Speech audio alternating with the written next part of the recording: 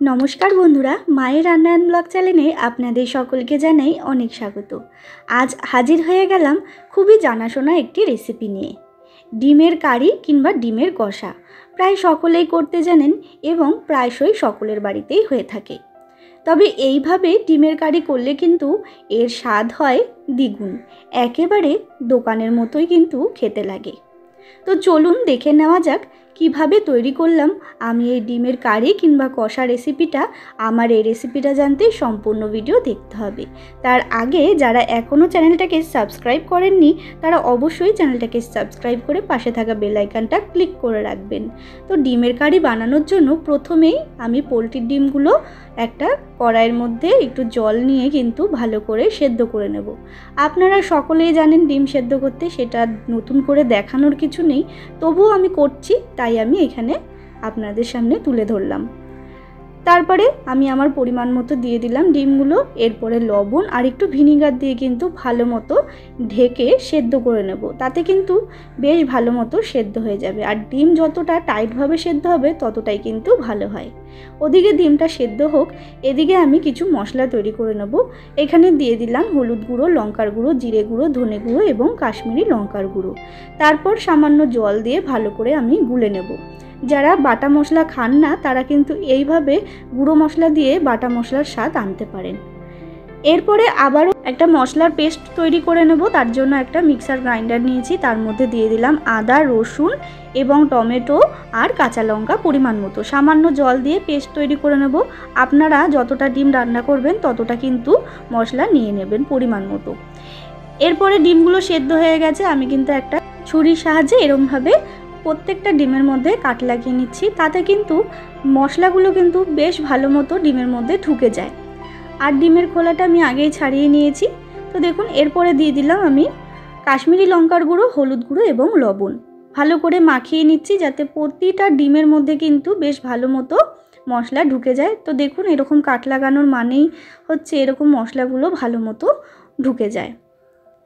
এদিকে সরাসরি গ্যাসে একটা কড়াই বসিয়ে দিয়েছি, তার মধ্যে দিয়ে দিলাম আমি পরিমাণ মতো সর্ষের তেল।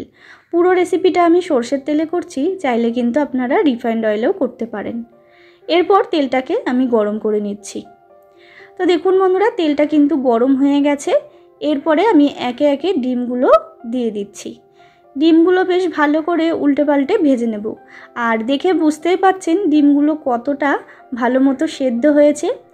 ডিম যতটা ভালো মতো সেদ্ধ হবে ততটাই কিন্তু ভালো লাগে। তো দেখুন বন্ধুরা, এরপর কিন্তু ডিমগুলো বেশ ভালো মতো ভেজে নিচ্ছি। ডিমগুলো ভাজা হয়ে গেছে, আমি এরপরে একে একে তুলে নিচ্ছি। আর হ্যাঁ, এখানে আরেকটা কথা বলে রাখি, এখানে আমি পোলট্রির ডিম দিয়ে করছি, আপনারা চাইলে কিন্তু হাঁসের ডিম দিয়েও করতে পারেন, যার যেরকম পছন্দ। তারপরে ওই তেলের মধ্যে আমি দিয়ে দিলাম একটুখানি লবণ। লবণটা দিয়ে দিচ্ছি আমি এখানে পেঁয়াজ কুচি। এখানে আমি দুটো ছোট সাইজের পেঁয়াজ কুচি ব্যবহার করেছি। তো পেঁয়াজটাকে হালকা করে ভেজে নিলাম। দেখে বুঝতেই পাচ্ছেন পেঁয়াজটা একটু নরম হয়ে গেছে। যখন পেঁয়াজটা একটু নরম হয়ে যাবে তখন দিয়ে দিতে হবে যে পেস্ট তৈরি করেছিলাম মশলাটার, সেই মশলার পেস্টটা দিয়ে দিলাম। এরপর ভালো করে কিন্তু মশলাটার সাথে একটুখানি ভেজে নেব, যাতে মশলার যে কাঁচা গন্ধটা, মানে আদা রসুনের একটা কাঁচা গন্ধ থাকে, সেটা যেন একেবারে চলে যায়। ততক্ষণ পর্যন্ত কিন্তু এটা ভেজে নিতে হবে, মানে একটুখানি কষিয়ে নিতে হবে। তো দেখুন, আমি কিন্তু ভালো মতো কষিয়ে নিচ্ছি। তো দেখুন বন্ধুরা, ভালো মতো কিন্তু কষিয়ে নিয়েছি, কালারটাও কিন্তু একটু চেঞ্জ হয়ে গেছে। এরপরে যে বাটির মধ্যে আমি মশলার গুঁড়োগুলো গুলে রেখেছিলাম সেটাই দিয়ে দিলাম। একেবারে বাটা মশলার মতোই কিন্তু এটা হয়। যারা বাটা মশলা খান না কিংবা বাটা মশলা করতে পারেন না তারা কিন্তু এইভাবে বাটির মধ্যে গুঁড়ো মশলাই গুলে রাখতে পারেন, একেবারে বাটা মশলার স্বাদই আনে। তারপর আবার সমস্ত মশলা দিয়ে কিন্তু ভালো মতো কষিয়ে নিয়েছি, দেখে বুঝতেই পাচ্ছেন। এরপর দিয়ে দেবো ফ্যাটানো টক দই। এইখানে প্রায় 3 টেবিল চামচ মতো ফ্যাটানো টক দই দিয়ে দিলাম। এবার টক দইটা দিয়ে কিন্তু ভালো করে কষিয়ে নেব। আর টক দইটা দিয়ে কিন্তু কন্টিনিউ এরকম নাড়াতে হবে, আর গ্যাসের ফ্লেমটা কিন্তু অবশ্যই লোতে রাখতে হবে, নাহলে কিন্তু টক দইটা কেটে যাওয়ার সম্ভাবনা থাকে। তো দেখুন, টক দইটা দিয়ে কিন্তু আমি কন্টিনিউ নাড়িয়ে একটুখানি কষিয়ে নিয়েছি। এরপরে দিয়ে দিলাম ভেজে রাখা ডিমগুলো, ভেজে রাখা ডিমগুলো দিয়ে আবারও একটুখানি নাড়িয়ে নিলাম। এরপর দিয়ে দেবো সামান্য পরিমাণ চিনি।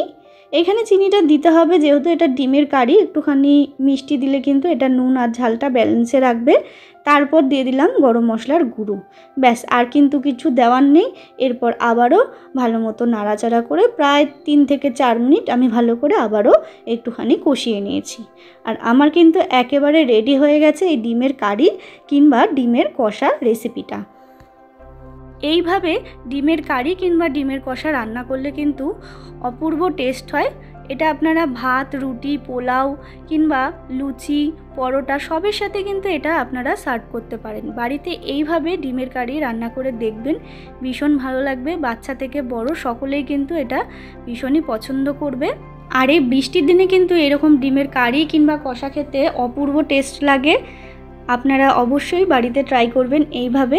তো বন্ধুরা, আমার এই রেসিপিটা কেমন লাগলো অবশ্যই কমেন্ট করে জানাতে ভুলবেন না। ভালো লাগলে অবশ্যই একটা লাইক করবেন, শেয়ার করবেন। আর যারা এখনও চ্যানেলটাকে সাবস্ক্রাইব করেননি তারা অবশ্যই চ্যানেলটাকে সাবস্ক্রাইব করে পাশে থাকবেন নিত্য নতুন ভিডিও দেখার জন্য। আবারও হাজির হয়ে যাব নতুন কোনো রেসিপির সাথে। ততক্ষণের জন্য ভালো থাকবেন, সুস্থ থাকবেন। ধন্যবাদ।